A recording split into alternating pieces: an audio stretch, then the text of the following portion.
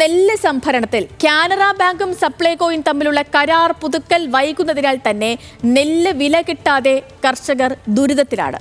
നെല്ല് സംഭരണ വില കിട്ടാൻ കാനറ ബാങ്കിൽ അക്കൗണ്ട് എടുത്ത കർഷകരാണ് ഇപ്പോൾ പ്രതിസന്ധിയിലായിരിക്കുന്നത്.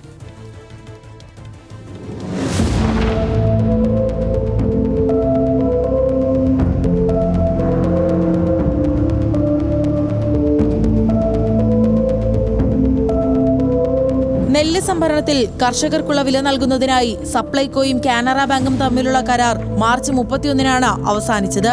കർഷകരിൽ നിന്നും അളന്നെടുത്ത നെല്ലിന് സപ്ലൈകോ നൽകുന്ന രസീതിന്റെ അടിസ്ഥാനത്തിൽ കാനറ ബാങ്ക് പണം വായ്പയായി നൽകും. ഇതിന് സപ്ലൈകോയാണ് പലിശ നൽകുക. നിലവിൽ 9% പലിശ. എന്നാൽ കാനറ ബാങ്ക് 9.5% പലിശ ആവശ്യപ്പെട്ടതോടെ കരാർ പുതുക്കൽ നടപടികൾ നീളുകയാണ്.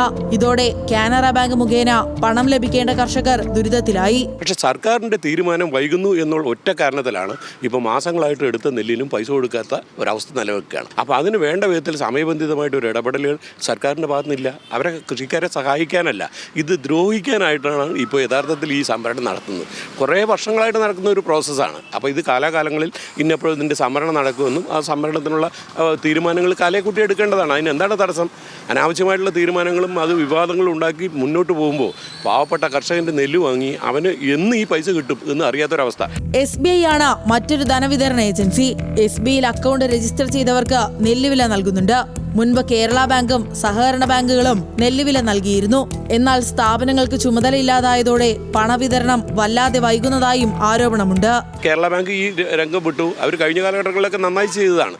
അവർക്ക് ഇപ്പോൾ ചില തർക്കങ്ങളും അതുപോലെ തന്നെ ഈ പലിശയുമായിട്ടുള്ള നെഗോസിയേഷൻ കൃത്യമായിട്ട് നടത്തിയില്ല എന്നാണ് ഞാൻ മനസ്സിലാക്കുന്നത്. കേരള ബാങ്കിൽ നിന്ന് പോയി സഹകരണ സംഘങ്ങളൊക്കെ വളരെ സജീവമായിട്ട് ഇതിൽ ഇടപെടുകയും കൃത്യസമയത്തിന് കഴിഞ്ഞ കാലഘട്ടങ്ങളിലൊക്കെ നെല്ലിൻ്റെ പണം കൊടുക്കുകയും ചെയ്തതാണ്. ഇപ്പോൾ അത് മനഃപൂർവ്വം ഗവൺമെൻറ് ഇതിങ്ങനെ ഒരു മെല്ലപ്പോക്ക് അത് കുറേ കാലങ്ങളായിട്ട് നിലനിൽക്കുന്ന ഒരു കാര്യം. ഈ സംരംഭം പൂർണ്ണമായിട്ടും ഇല്ലായ്മ ചെയ്യാനുള്ള ഒരു ഗൂഢതന്ത്രം ഇതിന്റെ പിറകിലുണ്ടോ എന്ന് ഞങ്ങൾ സംശയിക്കുകയാണ്. രണ്ടാം വിള നെല്ല് സംഭരണത്തിൽ സംസ്ഥാനത്ത് ഇനി 664 കോടിയിലേറെ തുക വിതരണം ചെയ്യാനുണ്ട്. പാലക്കാടും ആലപ്പുഴയിലുമാണ് കൂടുതൽ തുക നൽകേണ്ടത്. ആലപ്പുഴയിൽ 234 കോടിയും പാലക്കാട് 157 കോടിയും വിതരണം ചെയ്യണം. അതുകൊണ്ട് തന്നെ കാനറ ബാങ്കുമായുള്ള കരാർ പുതുക്കൽ വൈകുന്നത് കർഷകരെ പ്രതിസന്ധിയിലാക്കും. അല്ലെങ്കിൽ സർക്കാർ ബദൽ മാർഗം കാണണം. ന്യൂസ് മലയാളം, പാലക്കാട്.